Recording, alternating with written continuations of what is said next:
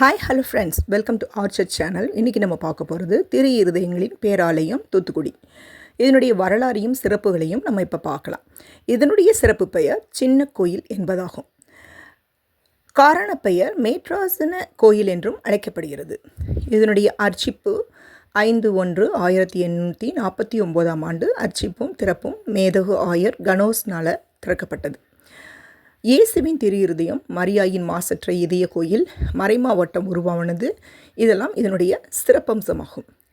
இதனுடைய சிறப்பம்சங்கள் சிலவற்றை நான் சொல்கிறேன். கோவில் முகப்பு கோபுர உயரம் 162 அடி உயரமாகும்.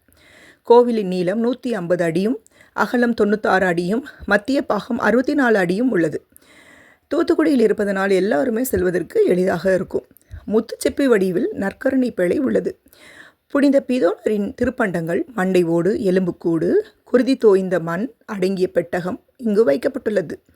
சிலுவையில் தொங்கிடும் இயேசுவின் கல்வாரி காட்சி அருமையாக உள்ளது. கல்லறை ஆண்டவர் திருவுருவமும் உள்ளது. நற்கருணை சிற்றாலயம் உள்ளது. திருச்சிலுவை பாதையின் 14 திருநிலைகள் அற்புதமாக வடிவமைக்கப்பட்டுள்ளது.